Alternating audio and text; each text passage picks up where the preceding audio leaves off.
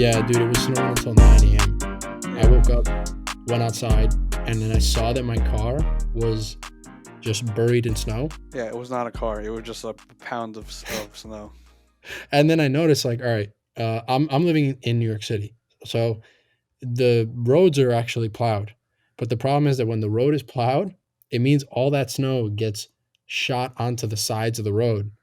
And so even if I unburied my car, I wouldn't have been able to get it out without also digging through all the snow around it. And I was like, yeah, I don't feel like doing that. Yeah, it's not happening. I was like, yeah, I'd rather just stay home today and not go anywhere and Yeah, just wait for the natural way of like just letting the snow thaw on its own. yeah. I mean, you're Um, not going anywhere anyway, so dude, where am I gonna go? Like, I literally just go out just to go out, like just yeah, to not be home all day. yeah. Yeah. But anyway, welcome everybody. This is the Glentendo podcast. I'm Glentendo. I'm joined by my good friend Arhungry, the famed, illustrious creator of the Arhungry YouTube channel. Arhungry, say hello to the fine people. Howdy do and Timbuktu. Is that from something? I That's feel like from that sounds Courage the familiar. Cowardly Dog. It's from what? Courage the Cowardly Dog. Oh yeah, that's right. It's like the Exorcist like parody episode, and he has to like do an incantation, and he says, part of it. I don't know the whole thing, but part of it is howdy do in Timbuktu. like, Everyone remembers first of all, that cartoon was awesome. I yeah, loved that one of my cartoon. favorites. When I was a kid, it was so strange and so funny. But I feel like the episode I remember the most is the one most people remember. Return the The slab. slab. Yeah. That's so funny. It's because the CGI was really bad and it's scary because of it. Yeah, it's like low budget CGI. yeah, I mean The it's like most a random, it's a show from like the '90s, early 2000s. It's not gonna have like yeah, amazing CGI, especially for a TV show. the most random memory I have of the CGI in that show is that uh, when they go into the living room of the house that's in like every episode, Yeah, the carpet is not hand drawn. So like the entire thing is hand drawn, and for some reason the carpet you can just tell that it's like a 3D, like a computer generated texture of yeah. like a fancy carpet texture. And I don't know why, like that's the most random thing ever, but it's something that when I was a kid, I was like, They why do does that that a lot look in the show. Like the actual like background or foreground like objects are like CGI. You know, yeah. Yeah, yeah, yeah. Yeah, that show was really funny, man. it was Courage the funny, Cowardly like Dog. creepy. It was smart. Mhm. It's a good show. Yeah, it was a good show. So, real quick, just want to explain the Glentendo podcast is a weekly podcast. We go up every Thursday for friendos, supporters on Patreon, and then the show becomes free to all on Sundays. You can listen on Apple Podcasts, Spotify, or YouTube.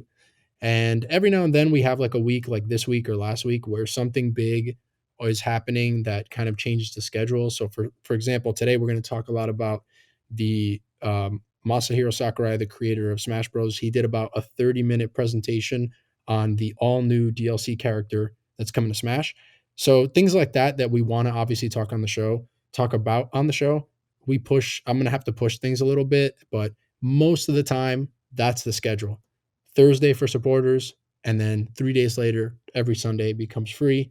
As I mentioned earlier, Our Hungry has a YouTube channel. Definitely check him out at youtube.com/ourhungry.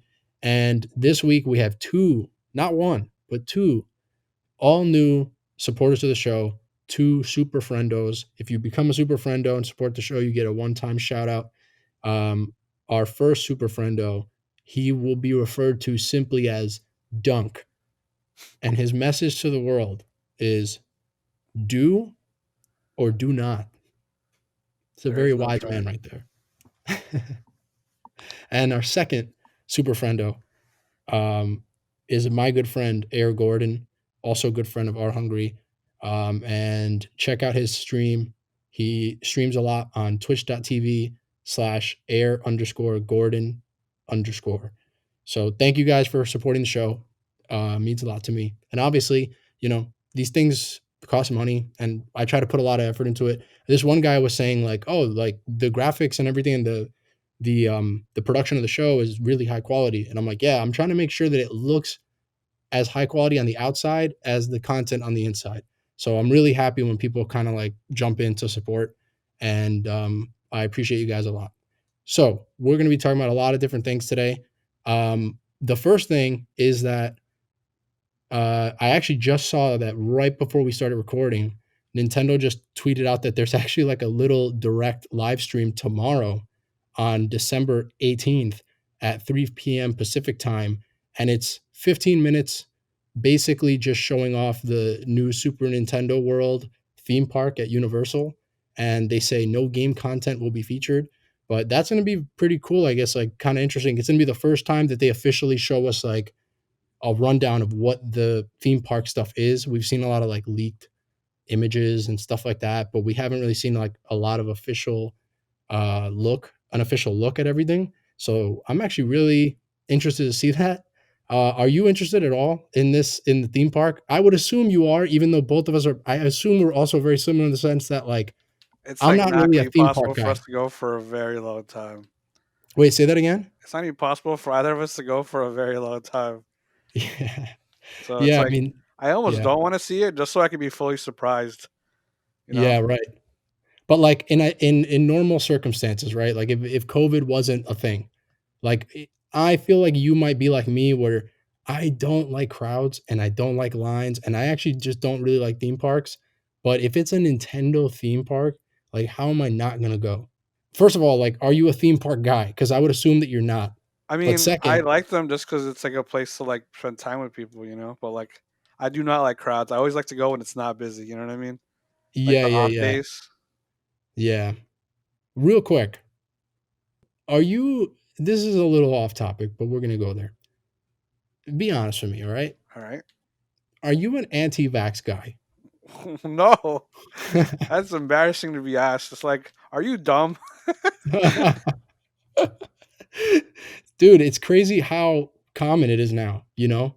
Like it's just there's it's I thought that I would never have to ask anybody that, but it's become such a big movement on social media and like with internet culture and stuff that like it's just a lot of people believe that these things really do cause all these adverse effects and stuff and that it's a big government I mean, conspiracy. there is like So, adverse effects like immediately, right? Like you can get like some kind of sick from like a vaccine, but it's not gonna cause like lasting damage.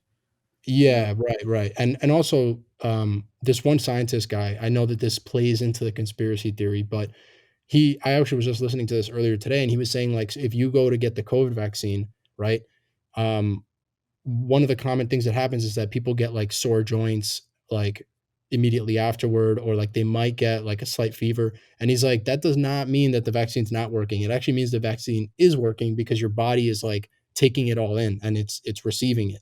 So um I know a lot of people go, yeah, of course they would tell you that, but I don't know, this whole thing about What do like you want them to say? anti-vaccine. That it kills you? Like, what do you Yeah. really want them to say? Like you want them to Yeah, say that things aren't happening? You know, like be dishonest about it. yeah, right. It's all what the convenient thing about conspiracies is that they always find a way to make all of it just they find a way to make it so that anything that you say is all part of the conspiracy. So if the Yeah, scientists are denying it, oh, well, of course he's denying it. It's part of the conspiracy. Like we already laid out that of course he would deny it. And then if he doesn't deny it, it's like, yep, that's part of us too. Like there's no way to win. It's a lose-lose. yeah.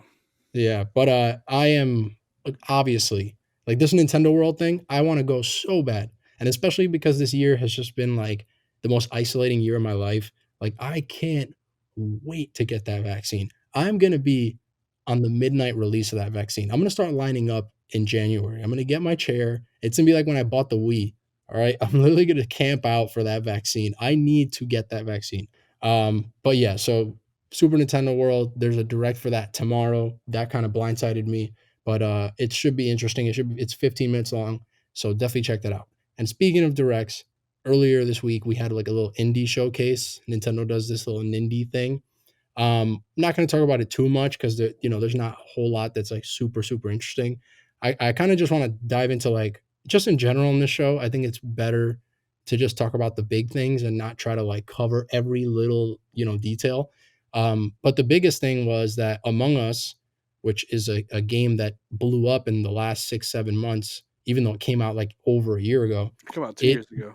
Yeah, the first console that it's ever coming out on is the Nintendo Switch. It's already It's out. coming out on Yeah, it's coming out on Xbox next year, I think, but this is the first time it's ever coming to any game system. And it comes with like a new level that wasn't on the mobile and the PC release. And it's really good. Like I played this game a lot a couple months ago, and playing it with a real controller, which was awesome. This game is a really great game. Do you have any interest in this at all in buying it for $5 on the I already eShop? bought it for $5 on PC. I'm not gonna buy it again.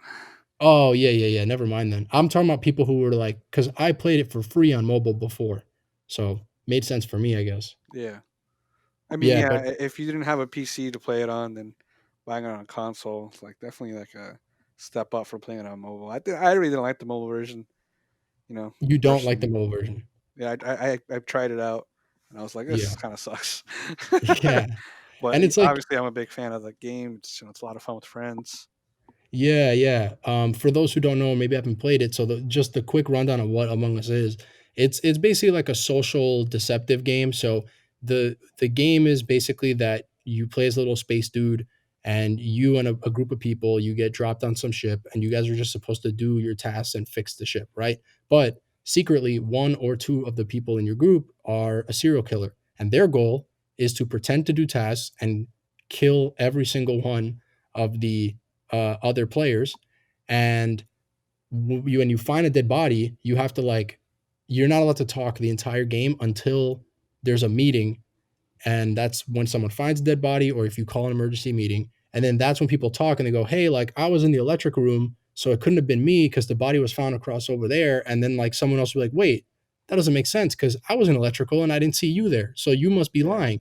And so people argue and they you deceive your friends. But it's really fun, and especially with this COVID stuff where no one's like, social interactions are kept at a bare minimum. Like this helped me. I was playing it with my family and everything, and like it was just really fun to just like have a social game that we were playing together that made us talk and like we laugh and people start crying and raging and all sorts of shit.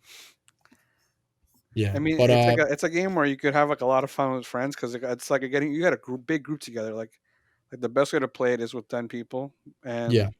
and like the conversations get really intense. Like they're like, no, no, you weren't there. I know you weren't there. Like stuff like that. Like, then what were you doing? Like stuff like that. Like, The funniest thing is that in one of our group of friends, the dude who always got mad and was yelling, he would do that when he was the imposter. And that was his strategy on convincing everyone else that he was like innocent.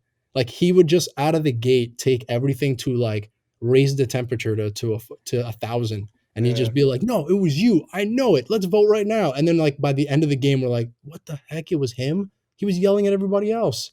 It's so funny. It's such a funny game. Would you want Among Us me costumes in Smash? I mean, that what it's a me cost. So I don't care. Yeah. um, one thing I have to ask is how the chat works because the chat's like a really huge part of like Yeah. the game. So, okay, so that's the thing. So, obviously, if you could already predict that it doesn't have voice chat on the Switch, right? But the one thing I will say is that it doesn't have built-in voice chat on any platform. Even if you bought it on Steam or if you're playing it on the phone, you have to use like, FaceTime or Discord or some other way of communicating. The game is if you play the game just with random strangers online, because it has like a random matchmaking thing, the way that the game kind of is intended to communicate or was designed is like they just give you like a little chat bubble. And like whenever there's a meeting and everyone's allowed to talk, you kind of just type what you're supposed to say. But like, dude, it's so easy to lie and no one can tell anything. The magic of the game is hearing someone's voice and like trying to figure out if they're lying. So like I don't know if the game designers intended for it to happen the way it did, or because like there's no voice element in the base game on any platform. So I just did it. I just played it on Switch with Discord and like invited everyone to a voice chat. Yeah, so you have Um, to use an outside source there too. yeah, Like, well, is exactly. there like, well, how is like the is it like a keyboard, right, or like a Yeah, virtual so keyboard? yeah, so like on the Switch, like if anytime you have to type, like the system itself has like a universal keyboard that it uses for everything. It just uses that. Yeah, so, and which is cool because it's like the touchscreen and everything, but the one thing I think I am looking forward to, a friend of mine mentioned this, when this quarantine and COVID stuff is behind us and we can finally go back to, like, big Smash events, having everyone having this on their Switch and being in a circle together and, like, we're not on a voice call, we're actually just playing, that's gonna be fun. It's gonna be super fun, like, I can't wait for the next, like, evolution of strategy of, like, now I need to lie to people in person. Like, Yeah, we're right.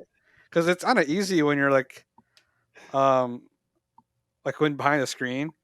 It's yeah. also just the physical part of it. It's like you have to like physically like pretend to do a task or something. Yeah. It's gonna be so much fun. So, Among Us, $5 on the Switch. Honestly, if you have a group of people that you wanna play with, like, you can't go wrong. I would the only people I wouldn't recommend this to is, like, if your group is, like, 4 people or less, then it's not worth it. I think at the minimum, you need 6 people for it to be really fun. Like, I kind of don't see this game being fun with, like, 4 people. So, that's Among Us. The other 2 big games that happened that were announced during this like indie direct are Spelunky 1 and 2, which are Yeah, coming to Switch. I love Spelunky 1. So Yeah, I was gonna ask you. So I have never played Spelunky. Um and I've heard that it's awesome. I know it's like procedurally generated game, right? So every time you play it, it's like the layout and the map are randomized and it's very different. Do you think, because I'm gonna be honest, all right, you actually have a really good record. Probably the only thing you're good at is recommending games to me. So far, that's all you're good at so far, all right? Because you're not good at Smash. So, okay. knowing that, do you think I would like Spelunky? Would you Yeah, recommend you this have to give game it to some me? time though. They're not gonna like it right away. I don't think Why? because it's just like a game you have to get used to. You know, it's like kind of weird. Weird in terms of like it's because like the controls, or just because there's a lot to learn? Yeah, it's the controls and like there's a lot to learn too. Because I heard that like learning the systems of the game is like hard. It is, but it's not like it's like deceptive or anything. It's actually like super clear about how things work. You know. Yeah, interesting. Okay, because I know it's like a short burst kind of game. Like you can play it like, you know, it would probably fit well on the Switch where like, oh, I have like 10 minutes and I can just do a Yeah, quick you could run. do like a short run. Yeah, yeah, yeah. So Spelunky 1 and 2, they're not out yet. Among Us is already out on Switch, but Spelunky 1 and 2 are coming out later. And Super Meat Boy Forever, which is like one of the first big indie games ever, is Super Meat Boy. Do you have a lot of history with this game? Because I actually never played. I know a lot. The I first like, Super Meat Boy, I don't know, like I yeah, think there was like re-releases or some version changes, but the Super Meat Boy, that's like uh everybody knows that's a great game. You know, yeah, it's kind of underrated because it's like, oh, it's a great indie game, but really just a great game. You know. yeah, yeah. So I don't know. That game, I remember people just describing it as being like it's a side-scrolling platformer that's very fast-paced and it's very difficult. Like it's you have to like master these jumps and stuff and like Well, the um difficulty is a little overplayed. It's like one of those games where like it's hard, but it's not like it's like insanely hard. It's the hardest game you ever played. You know, like it's yeah, just like a difficult game. Like it's like fairly difficult. And at that gotcha, yeah. time, it's like games were so easy that like being challenging was like a thing. You know, Yeah, right, it's a right. little like It Dark Souls in that way. Like Dark Souls isn't the hardest game ever. You know, most people can yeah. beat it if you just try hard enough. And I'm pretty sure the same is true with Super Meat Boy. It's just a really fun game that happens to be challenging. You know. Yeah. Yeah, would you say that it's harder or less difficult than like Super Mario Brothers 2? Not Yeah, like the Japanese version, the Japanese one, lost not, levels. the one with the radishes where you play as Peach or Luigi. That one was later called Super Mario Brothers 2. The real Super Mario Bros. 2 that didn't come to America because it came out in Japan and Well, they it were like, depends who "This you game call is the real too." one because Miyamoto considers the USA one the real one. Yeah, right, right, right. But, So what I meant is, like, the the lost levels, first sequel. the lost levels. The Lost Levels, yeah, that's what they call it now, and it famously was never brought to America because it was quote too difficult. Yeah, I mean that game is just dumb hard, but it's like I just find that game not fun because like the challenges don't feel fair. I would say Yeah, definitely that Super Mario Bros. 2 is probably harder. right. Yeah. Okay. So that's basically what I wanted to know because there's a difference between a game being difficult because it's designed for you to just get better at it, and then there's games like Super Mario Bros. 2, The Lost Levels, where, dude, it's like actually stupid. Like there are certain moments in the game where it's almost like designed for you to die before you could figure it out. You know what I Yeah, mean? no, Like you just jump and then it's like they introduce the wind element mid jump, and you're like, I've never seen wind in a Mario game like this, and then and it it's just not blows you off really screen. clear either. Yeah, yeah. So okay, Super Meat Boy Forever, that's coming later. Um, so moving on to, oh, by the way, one last thing. This is another thing that just happened before we started recording. Last week we talked a lot about Cyberpunk and like how disastrous that launch is. Dude, tell me if you ever heard of this happening in a game in your entire life. Okay? PlayStation just announced that Cyberpunk 2077, this game is officially, as of like an hour or two ago, it was pulled from the PlayStation Store. You cannot Yeah, buy this that's game really right now, bad. and they're giving refunds to anyone who bought the game. Yeah, I don't think Sony does refunds like that in general. Like so, that's really big, you know. Dude, and pulling one of the biggest games of the year? Like, think about how buggy this game needs to be for Sony to be like, dude, we cannot sell this to people with a clean conscience. Yeah, Sony is saying this. it's not That about is conscience. It's hilarious. about like we want like people to like respect our business. Yeah, right. You're making us look bad, man. Yeah, that's how bad it is. You're making Sony look bad. Yeah. So, man, that just blew me away. Like I was preparing to, like, we're gonna prepare the structure of the show and stuff, and then I just was looking through like some of the more last minute things, and I'm like, holy crap! Like imagine any company doing that. Like a Yeah. big So the only thing I've heard similar was the Batman Arkham Knight game on PC. It was so bad that they pulled it from the store, but that was the publisher pulling it. It wasn't like Steam pulling it. yeah, right. Oh, I do remember that. Yeah, the PC port. I remember it's hearing that it was really buggy. Yeah. Um, So that is similar, but this is Sony being like, you can't sell this game. Like yeah, you are not allowed to sell this game here. That's yeah, like difference between like community service and forced community service. yeah. That's just so funny, man. Like I can't believe it. I can't believe that the biggest game of the year, that was the story for that. But anyway, we just got a 30-minute presentation on from Masahiro Sakurai, the creator of Smash Brothers. And this is a new thing now where whenever there's a DLC character, he does like a little, presentation where he's playing the game and showing you all the cool things the character can do. And he's showing you things that are in the new stage and stuff. So it was about 30 minutes, and it was a really interesting playthrough. And basically, he confirmed that Sephiroth comes out on December 22nd. But the most interesting thing about this entire presentation is that they did something for this character that they've never done for any character.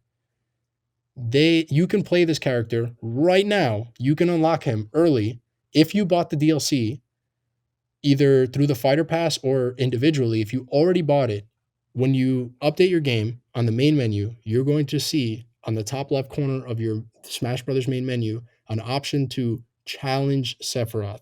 And so it's really cool. It's like they're really making him feel like the big bad like villain final boss that he is, and living up to that reputation in gaming. And so you get to fight him, and you get to choose the difficulty: normal, hard, or very hard. And if you beat him, you unlock him early. So I was playing as him earlier today. I found a way to beat him in 30 seconds, which was actually really cheesy because I just did like a suicide up B with Cloud. And I just got like, he went off stage and he he was going to regrab the ledge, and I just like cheesed him out. But it was, dude, I can't believe how much work and effort they put into this character. Did you get a chance to play that yet? Yeah, my clear time right now on very hard is like 1290 something. right? 12 seconds? Yeah, Nice. With what character? Donkey Kong. I knew it. I knew it. I should have before I asked you, I should have guessed because I'm like, there's everyone who's getting like a really fast time. I'm like, dude, it's stamina mode. Like, You just you're gotta either tease them, gimping him with bro. Donkey Kong or you're finding a character that just does like a billion damage in like 10 seconds, like Inkling Yeah, or something. yeah. I don't know. I mean, I cargo threw him off stage. I nared him, and then I just like my up B clipped him on the way back, and he couldn't make it. I knew it, man. Oh Dude, my god. that's how you get through World of Light without spirits on. Right, yeah. They don't I mash. They don't. The computers never mash out of grabs. yeah, they just let you grab them and run off stage and throw them. Yep. Um, but yeah, so this character is really really interesting. I was playing as him for hours earlier. I'm not gonna like we said we've talked about this before on the podcast, but like oh my god, man, like literally the guy just came out and everyone's like, yeah, he's probably a mid tier, and I was like, oh yeah, he probably loses this match. I'm like, dude, we literally don't even know what his true combos are. We don't know anything about this character. Like, you can make a guess, sure, it's fine to speculate, but there are people already like, no, he's definitely a mid tier. No And I'm mid like, tier. He's high tier. He's top tier. He's broken. He sucks. Bottom five. yeah, I mean, this. Let people, me just take this opportunity. Let me use yeah, this platform to tell you right now that if you talk about tier list, I'm leaving. That yeah, tier lists are so beyond dumb. People who get like obsessed with numbers, like you are so simple minded. It's just it gets me tight. It's like, why would you waste your energy? And it's like, no, he's not number five. He's number six. No, he's 6.5. Like only on yeah, Tuesdays is he six. Like, yeah.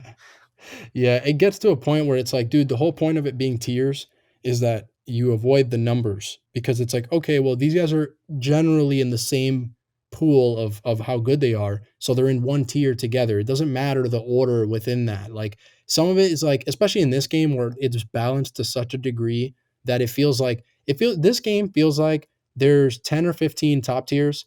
Even that's kind of debatable. And then everyone else is mid tier. Like this game is so tightly balanced that it right now I don't know how anyone would ever make a real tier list and be like, yeah, this like is the definitive tier list. This is how yeah, good like your character is. He's 37. yeah, No, he's right, not. right. He's 38. It's like, okay, my bad. I will say though, even though I agree with you, I do think it's fun. Like it is fun to speculate and you can learn by it's mostly just to your point, I think it's just not taking that stuff too seriously, right? Yeah, that's like it's like real conversation to be had is like what can he do? Like what is he good at? What does he suck at? You know, Yeah. like don't focus on the number. Focus on like what can he do? You know, Yeah, right, right. for a climb that So far. this presentation and playing as Sephiroth, like, dude, I don't know. I already made it clear last week when they revealed him at the Game Awards, but like, this is the first DLC character. This is actually the first Ultimate character that that's like for me, like I'm super super excited about. The You were only other excited one to was play Inkling Inkling. right away. Yeah, yeah. Inkling was like at the very reveal of Ultimate as a game. Inkling was at the front, and like I'm a huge Splatoon fan. I was gonna play Inkling even if they were trash competitively. I didn't care. I love that character. I love that game. But then every new character since then, including the DLC, it's been characters that I think are cool, like Ridley or like Banjo, but like they're not characters I would ever really want to like commit all my time to. This character is like everything I would want. Like it's from a game that I love. Yeah, He has a sword. I just want to play as sword characters. And his move set is super, super interesting, man. So this whole presentation, like the Mii Fighter costumes, I'm definitely gonna buy the Tifa one. I have to have that. Like the music, bro. Oh my, they have remixes. The guy who does the music for Streets of Rage, like one of my favorite soundtracks ever, he did the remix of my favorite Final Fantasy VII song. So it's like this Smash Brothers is this miracle game where like you get stuff like that, dude. The bombing mission by Yuzo Koshiro. I'm just like, dude, I love Sakurai. I love this presentation. I love the characters. I love all the fan like service that this game does.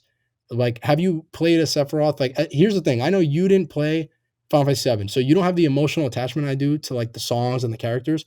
But what was your impression of the presentation and as the character as someone who's not like an FF7 nerd like me? Yeah, so I've played the only Final Fantasy game that matters, Smash 4 Doubles. Yeah. Real Final Fantasy fan, all right? Final Fantasy 7, All you posers, not playing the true Final Fantasy games. Smash 4 Doubles. All right. aka not just easy mode, baby mode Nah, doubles. Cloud versus Cloud was legit. I just think that he looks cool, right? Like the moves that he has look cool. He has good Mhm. music. You know, the only thing is he's kind of slow. He's not like super fast. I thought he was gonna be super fast, and he was not super fast. Yeah. When he has like the wing, he's like that's like that what I want it to be all the time. Yeah. But he loses it. Like if you get it and like you don't like if you kill someone, you lose it. Yeah. Yeah. He kind of is giving me Byleth vibes a little bit Yeah, a because little bit. like his forward air is kind of similar. He kind of similar like strengths and weaknesses in terms of like his out of shield game isn't so good right now. So I'm already predicting that like some characters like Pikachu and Inkling that kind of just go under everything, and then they just when they're up close and they're like really just messing you up, like they're in your face. He doesn't have a lot of bunch to get you off of him, and because he has such like one single swing moves. I don't really know how he's going to keep those characters out for a long time, you know? Yeah, it doesn't really So, feel like they can.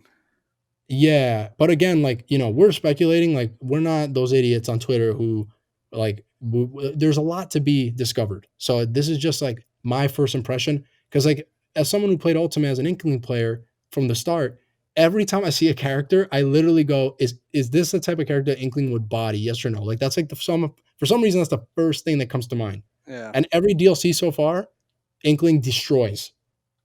yeah, that's Like, pretty bad. I mean, I wouldn't say Joker gets destroyed, but it's like what's one of the matches where he struggles, and that's like rare for him, you know? think about that. He is arguably the best character in the game, right? And if he's not, he's still just among them. He's so good. Yeah, And Inkling is one of the only characters that he has to like struggle versus. Doesn't mean that he gets destroyed, but like yeah, he for even someone that good to like lose to Inkling or have trouble, like that says it all. So imagine, Byleth and Sephiroth and Min Min, like they're just gonna get deleted. Um, but yeah, so I'm getting a little bit of Byleth vibes, but I think the thing that changes it is the fact that um Sephiroth's specials are insane. I actually think that, like, I'm calling it right now. I think that the side B, so for people who don't know, he has a move, his side special is that he kind of does like a snap and it kind of shoots like a little purple beam. And if it hits the opponent, a little circular beam starts rotating around your character, and then like a couple seconds later it just chooses to blow up, but it just you can't do anything about it. Like the only thing you could do is like maybe if villager is present he can pocket it, but or if you have a reflector, but for the most part you're busy trying to fight him, and then there's like this thing circling you that's going to eventually explode, and he can add up to 5 of them on you. So that move is not super fast, but it's pretty quick. And like, to me, I'm already thinking like everything he does is going to be either forcing you to shield or spot dodge or do something because that thing is circling you and it's going to explode, and then he can open you up. yeah, Does that make sense? yeah. Like it's just a very like having like this active presence on you that's gonna cause hit stun is very scary, especially in a game where like when you block, he can grab you. Like getting like a fighting game, like if you block, you can't get hit out of it. You have to just block correctly, right? Yeah. Like, but in like Smash, which is a non-traditional fighting game, like you just get grabbed, and then like your defensive option is gone. You know, Yeah. so that's And really I'm scary to have. and I'm already seeing so many like moments where some dude will like he'll figure out a way to line up like 5 of those beams on you, right? And then he'll just grab you, and then like the timing. Like I don't know if it's like 5 seconds or what, but because the character just came out, but there's a set amount of time before those things explode after they're attached to you. And so I saw this one dude. He put 5 of them on an opponent. Then he grabbed the opponent, held them there for like a second or two, and then threw them up, and once he threw them up, it blew up and they were already like at the top of the blast zone. So they died. And like, it's going to just make so many opportunities for a character that's not that fast and has like really big committal moves. Because a lot of his moves, like he is kind of quick. He's not like super slow, but his moves are slow to come out. Like they have so much reach. But Yeah, if you do his forward air, like it doesn't just not his forward air. That one's one of the quicker ones. But like if it's you frame do his 13, back so it's not air, even that quick. His fastest yeah, move in the air is Nair. That's frame 9, so he's not yeah, that great right. frame data wise. Yeah. So, for someone like for a character like that, you kind of need something that's going to force them to do something. And like to compare it to Byleth, Byleth doesn't have specials that you care about. Like the only one that does any kind of pressure from across the stage is the arrow, and like you just jump over it. Like that arrow is so like not threatening. Like it's just Yeah, you either when shield you're it. off stage, it's a little more threatening, but still, it's like Yeah. it should be important to our neutral game. Right, right. So I'm thinking that I think Sephiroth's early impressions, like his frame data, how he moves, and like his threat range is with his normals, it gives me Byleth vibes for a second, but I think the specials are what's gonna change that. And like I think it's way too early to tell whether he's gonna be good or bad, but I'm hoping that I hope that once everyone figures it out, he's unbelievably unfair because I want people to cry. I want people to die. I just want every character. I want Mario to never win ever again. No Mario player. I don't want you getting past round two ever again. I want Sephiroth to delete everyone. I want this to be the character that everyone complains about and begs for nerfs and they never come. If Yeah, anyone deserves to be that villainous, it's Sephiroth. I mean, he just. I want characters that are like that are good to be cool. So he seems pretty cool. So Yeah, definitely. So, um, yeah, in the presentation, we got that boss thing. People were posting their like records on how fast they were able to beat him on very hard. um we got to see the stage and how it's the first stage that tells a story of like the ending of the game, which is kind of it's funny. Sakurai says it in the presentation. He's like, this is a 20-year-old game and it's probably going to be different in the remake, so like this is spoilers if you haven't played the game, but like come on man, like we had to do this. Like this is the only way to do this. So it's just funny that he gave like a spoiler warning in the presentation. Do you care about any of that as someone who hasn't played that I game but basically maybe wants didn't to? read it. I was just like, like I just was looking at the screen, basically. You know what I mean? Like, Yeah, yeah, yeah. I mean, to be fair, I will say, as someone who played on the stage, yeah, it's not like it is technically spoilery, but it's really not going to change how you're not going to know what a lot of that stuff means unless someone pointed it out to you. So you can play in that stage and not feel like the game is being spoiled for you. That's my take as someone who like loves that game and loves the ending and all that stuff. You have to like know what it is, and if you don't know what it is, you're yeah. It's like gonna it's play like the game basically and not not a know. spoiler to you because you don't know what that means. Yeah, exactly. Like if Right. I just said Rosebud is at the end of Citizen Kane, you won't know Yeah. what that means. Like that doesn't spoil the movie. Exactly. Yeah. So, um, one of the funny things, and tell me what you thought about this. So, one of the things I thought was so cool at one point in the presentation, right? He's showing you Sephiroth's moves, and he goes, "Yeah, this back air comes out like frame 9 or whatever." And then he goes and does another move. This comes out like frame 13, and then he stops himself and he's like, "Wait a second, why am I bothering to talk about frame data? Like, I don't know anything about that kind of stuff. I just make a party game." Yeah. And that line, I was like, yo, he just threw shots at the community because for people like us that are in the community, I'm just gonna like bridge the gap here for anyone who's like lost in the translation there. The reason he said that is because there are so many like little like fanboys on Twitter who are part of like the competitive community.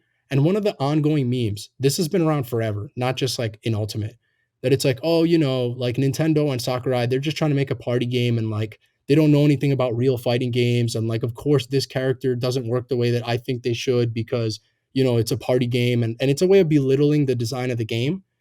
Meanwhile, Sakurai is a guy who's won tournaments in Street Fighter. Like he knows fighting games and he knows games. So he was almost saying like he was making fun of that. Like he was actually I, like, I don't I think can't I believe didn't he take took it a that way. shot. I actually didn't take it that way because I felt like Okay. he was saying that stuff, and then he like I don't know how scripted those things are, right? Mhm. But I felt like he was saying those things and then caught himself. You know what I mean? Like, oh wait a minute, you know. I But don't know, it also dude. could have Like, been like acknowledging the community in some sense, And I feel like he said something like damning. You know what I mean? He was like, "Ah, nerds." He didn't say something like that, right? No, no, definitely not. It almost I don't know. I mean, maybe like you said, you were watching it more and you didn't read it the way maybe we read it wrong or we read it differently, but It's like, also like it's a translation. It's like we don't know the yeah. context or like the demeanor and the way he said it. You know, I'm gonna watch it back when we're done with this because the way I interpreted that was like, you guys think you're so smart and you guys critique this game or critique me or critique Nintendo, whatever. And like, obviously he knows for frame data. Like it's insane it's that like that in some the people even code. say that. It's like not an accident. Yeah, like what do you think? How else do you think he makes this stuff? Like, oh my god. So I don't know. I love that because as much as I critique Smash Brothers, I never critique it from like I try to be pretty like humble about it. Like I'm not gonna pretend I know better than the creator of the game. I'm just saying like, oh, this is something that I personally don't like. But some people take their critique way too far, and it's like, oh, they're idiots. Like, why would you do this? Like, you're an idiot. It's like, bro, this guy is a genius. Like, relax. You can not like it. That's completely fair. But like, can we just tone it down, please? Like, that's how I interpreted that thing. And one other thing he said that I thought was kind of similar, not in an antagonistic way, but he said something else later that I think goes back to something we keep saying on this podcast whenever we talk about Sakurai is that like they are listening to the community in a lot of different ways because he took a little moment to talk about how there are like 8 or 9 songs from Final Fantasy that are being added with Sephiroth. And, Cloud famously in Smash 4, when he was added, there were only 2 songs. And for years, obviously people wanted a lot of Final Fantasy music and stuff, and we only got 2 songs. And everyone was always saying, like, oh, like Square Enix is stingy, or like, people come up with their stupid like theories, their armchair experts version of it. And he took a moment to explain why that was the case. Like he could have just said, "Oh, here's 9 songs," and then just moved on. But the fact that he actually stopped to be like, "Hey, so sometimes when you're getting songs, they're licensed in different countries and you have to get the rights for all these different places. And this game is, it's going to be in a lot of different countries. And it's not as simple as just Square Enix give us all these songs and then we upload them like it's an MP3 file and that's it." Music licensing is very very tricky. It's especially because I think for Final Fantasy specifically, so for example, if you go on your Apple Music or Spotify apps right now, right? A lot of the Final Fantasy music will be under Nobu Uematsu, who is the composer for the music. But then there's other things that are under Square Enix Music. And Nobu Uematsu wrote all the songs for Final Fantasy VII. And depending on which album and which project it comes out on, it gets sorted under the rights are basically under him or under the company. So like if he does a performance and it's a live version of the song, it's under him. But then Yeah, if it's like, oh, here's the soundtrack for the game and it's like actually just ripped from the game, sometimes it's under Square Enix Music and sometimes it isn't. So it's not as simple as people think. And like, I guess the point I'm making, and I think the thing that I thought was really cool is number one, I like that he took the time to address something that I thought was just like us BSing in our backyard, like talking crap about theorizing why things are the way they are, and that they're listening to that. But that second, it's like, yeah, let's just calm down with like how aggressive some of the theories are and why things do and do not happen. Like yeah, people literally were saying like, yeah, Sakurai just doesn't care, or like, yeah, Square Enix just doesn't care. It's like, yeah, sometimes it's just more complicated than that. yeah. I mean, it was a good theory though, because like Square Enix also has like the Dragon Quest IP under them, right? Hmm. And like each Dragon Quest character, because there's 4 Dragon Quest characters. You know, there's the one from the third game, the one from the fourth game, the one from 8, and one from 11, right? Hmm. And each of them have 2 songs, so it adds up to 8. But it's 2 songs from each of those games, you know. Yeah, right. So it wasn't like a bad theory, you know. And it's like, sometimes companies can be, just be out for themselves and like, nah, you don't get this, you know. 100%. Yeah, yeah. I, So I I don't guess what I, blame anyone else for also thinking that in general, you know. yeah, but it's like, people just need to not be so convinced is my point. That's all. Yeah, Like I'm for just, sure. of course it could be one or the other. And there are a million examples of like every version of this story. But like people acting like, we're just gamers who play this game and enjoy this game. And like, we're only privy to what information becomes public. Like, I just don't like when people get so aggressive about their opinion on stuff where it's like, we don't know, bro. You've never made a video game in your life. Yeah, That's it. You know what I mean? Um, but yeah, so this character comes out soon. I got him early because according to Sakurai, I'm really good at this game. Like I yeah. beat this guy very hard in 30 seconds. I wasn't like you who used DK. Like you know what? That's like actually kind of disgraceful, man. Is it? Like you play Cloud, you call yourself a Cloud main Yeah. or like a co-Cloud main. I call myself a Cloud main. So guess what I did? I played Cloud against Sephiroth. You went DK? What's your point? Dude, I you don't made him feel in any singles. I don't mean him in single player Smash Brothers. boss rush mode. So you Yeah, have different characters. Yeah. That's hilarious. I'm a DK main when it comes to single player Smash. dude, he's broken. Him, Jigglypuff is broken. Um, yeah, because Jigglypuff, you just throw them off stage and just nair and just keep nairing them. You gotta see like a million jumps, and they just don't know how to recover.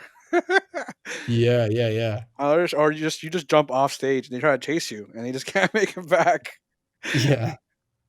So another interesting thing about this update is that there were no balance changes. Did you notice that? Like there were no adjustments Yeah, to is any that of the gonna other be the fighters. second patch when he comes out for everyone? Yeah. So maybe that's just it. That's just weird though.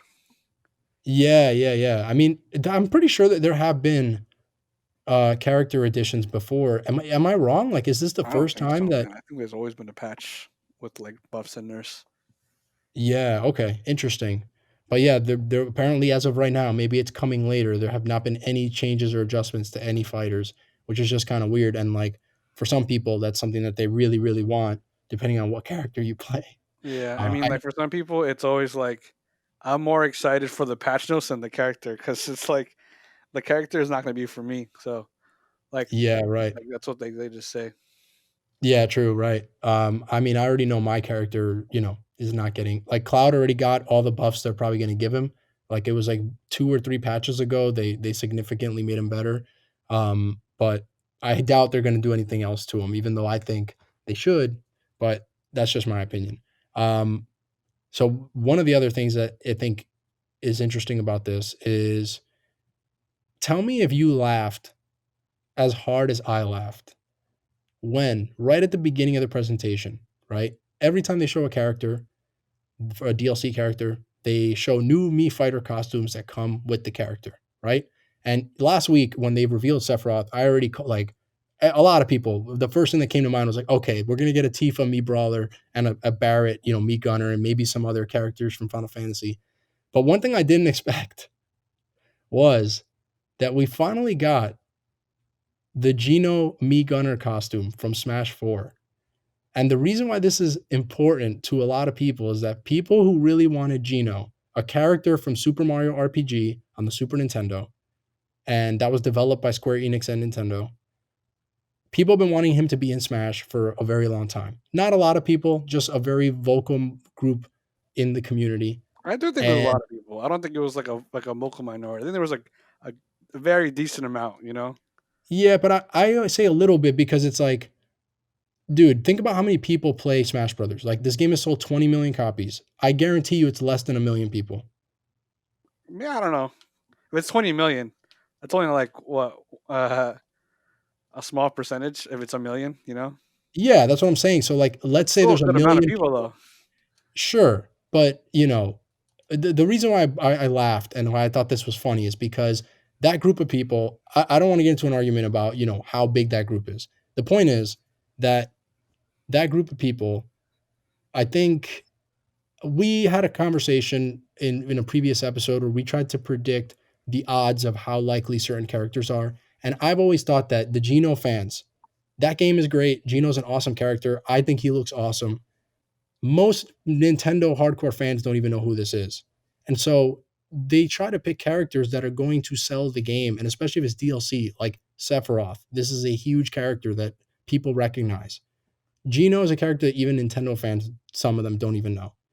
So I thought it was funny that they even held out hope. And for this long, Geno People thought he had a chance to be in the game because his Mii Fighter costume was never revealed up until now.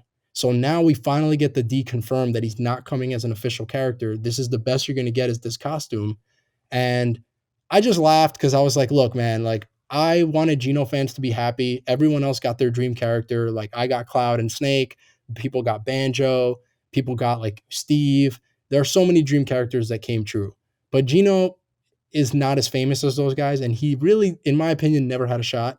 And so I kind of laughed that like finally this character is done. Like this, the hope for this character is gone. Better luck next try if there is a next try. Yeah. Yeah, man. I mean, Geno deconfirmed, bro. Yeah, I mean, at this point, the thing about like Smash Ultimate is that so now Sephiroth is the third character of the second wave. There's only three characters left, right? And we got four characters in 2020, starting with Byleth in January. And so it's safe to say that, it would probably take at least like 6 months for the last three characters to come out. So 6 months into 2021, somewhere in that vicinity, we'll get the last three characters. Um, it dawned on me the other day, now that this is happening and that Smash is coming to a close, and that it's pretty certain that like Sakurai's probably not going to jump into another Smash Brothers game the second that this is over. I mean, I hope not, really.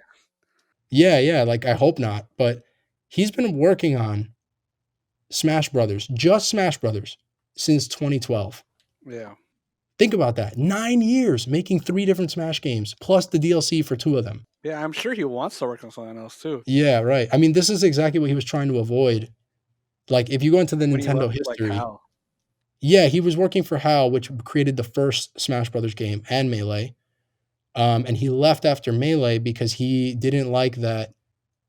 He had said publicly that he just doesn't like that he has to work on sequels immediately. Like he had to work on a bunch of Kirby games after creating Kirby, and then Smash Brothers came out, and then he had to make another Smash game. And so he left HAL and left Nintendo over that. And he did make a bunch of other games in between, including Smash Brawl and like a couple other games, Kid Icarus Uprising. But then like once he started Smash Brothers on the Wii U and 3DS in 2012, he's been making just Smash Brothers for a decade basically. That's Yep. insane. I mean, after like what's it? He probably had days where he's like, "All right, man, it's just another back on the grind." Like he's just tired of Yeah. it. Like Yeah, you right. always see him happy, but that's not like the case all the time. Yeah, and as someone like me who's like a big fan of the other games that he's made, like Kid Icarus Uprising and stuff, I really would love it if he could make something else. And outside, I want him to keep making Smash because I really don't think anyone else could do what he has done with this series. Like it's actually insane. But I am such a huge fan of the dude and like his games. Like I would love more games from him that are different. And like I think he even said that the only reason he jumped into Ultimate the second that the DLC for Smash Wii U was done is because um, Iwata, the late president of Nintendo, who passed away a couple of years ago, he was saying like, dude, we need you to do this. Like, this is the last. He said that he asked him to make Smash for the Switch, which hadn't been revealed yet, and then he died like a year later. And Sakurai said in a column later on, like he felt like this was like a dying request almost. Like this is his friend that made the original game on the N64. They made it together. And his like dying request was like, dude, you have one last mission. You gotta make Ultimate for the Switch. So maybe that's the exception he made in terms of like back-to-back games. It's also just like if he knows another one's coming, it's like he really doesn't trust anybody almost. Yeah. Like he's like, okay, I gotta do it again. Like Yeah, man. And it's funny because I think another I keep going back to like Sakurai in his presentations talking about things or almost responding to things that we talk about in the community a lot, or even in just as gaming fans. Like one of the things he's become famous for is that for a couple of years he kind of like would mention how, it's very difficult to do what he does and like it's physically taking a toll on him over the couple of years. And like there was one time well, where he's been hospitalized before, so yeah, he's been hospitalized before, and one time I think he even said this was way back, I think in the Wii U era. He was like saying, I kind of have to make this game. And he likened it to a noose being around his neck, which may be a translation thing, because maybe there's like an expression that it's not supposed to come off as graphic as that. But in Yeah. this presentation, one of the cool things that he said that kind of is a response to everything we just mentioned is that he was like, we just made Steve, and he showed a picture of Steve, and then he's like, and now we just made Sephiroth, and so my job is really, it's just always changing, and these characters are very, very different, and like you never know what you're going to work on, and my job is really fun, and I feel like, I guess again, kind of like what you were saying earlier, maybe I'm just reading into stuff, but I almost read into that as being like, it's almost like he's saying that to kind of balance out the reputation that he has as being like complaining about having to make Smash Brothers and deal with the fan base all the time. And it was cool to see him say like, this is really fun. I mean, he has like a very, very unique opportunity in like the gaming space. Like Smash, like we said it in this episode already, it's like this miracle game, Yeah. right? And to be in charge of that, it's like it must be a burden, but it also just really cool, like Yeah. Yeah. Yeah. Like imagine being the guy, like you're the guy who is uniquely positioned to bring all of the gaming icons into one thing. Like that would not work with any other style of game. You know what I mean? It is a miracle thing. It's just like we can take it for granted, but there are days where I boot up the game and I'm like, dude, Cloud is in this game. Like there's something still magical about that. Like Snake is in this game. Like it's yeah, so even that's the magical part there. Snake being in a game. yeah. And like even like dude, I think we take it for granted. Like even the fact that there's a game with Mario and the Zelda characters, like even that, it's like you couldn't get the family close. Those are the two closest related like family members of Nintendo properties, and even then, that's pretty cool. Like and miraculous. Like we kind of even take that for granted now because of how amazing everything else has been of all the other characters they brought in. But like for me, is obviously like the biggest Nintendo dork of all time. Link and Mario are in a game together. And then it also has Snake and Sonic and Cloud and Ryu and all these other characters. It's so unbelievable, man. Unbelievable. But yeah, we have 3 characters left. Smash is coming to a close probably 6-7 months from now. We'll see. Um, but yeah, that was pretty much the presentation. Sephiroth's coming out soon. Hopefully he's broken. Hopefully everyone's crying in a couple of weeks when they find out they cannot beat this character. We'll see, man. I don't know. Wow, Yeah. I mean, I don't want to. he's definitely an interesting character. Like he has interesting tools. Yeah, yeah, yeah. It's gonna be interesting. Not a whole lot of other Nintendo news or things happening in the Nintendo universe to talk about this week, but that's pretty much everything. And yeah, as usual, you can catch us here next week. Hungry, how do you feel? A little short this time, but it can all be like these 3-hour epics that get cut down Yeah, for your viewing experience. yeah. There's not always a whole lot to go off of, but yeah. Well, I guess that's pretty much it. So, thank you for joining me, buddy. You're unfortunately, I gotta say, you're always welcome here. Okay, you're allowed to wander into these parts.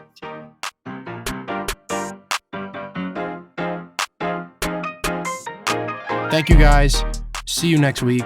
Hope you enjoy the show. You can follow me on Twitter at Super Glentendo. The Glentendo podcast is a weekly Nintendo/Smash community podcast. Our aim is to have galaxy brain conversations on all things Nintendo. If you like the show, please consider becoming a friendo and supporting at patreon.com/Glentendo. Friendos get early access to the show each Friday. The show then becomes available to all for free the following Monday on YouTube, Apple Podcasts, and Spotify. If you're listening on Apple Podcasts and Spotify right now and you like the show, give it a good review. It helps support a lot more than you might think. This show is brought to you by our amazing producers, Naomi, Eduardo, and the legendary Riz.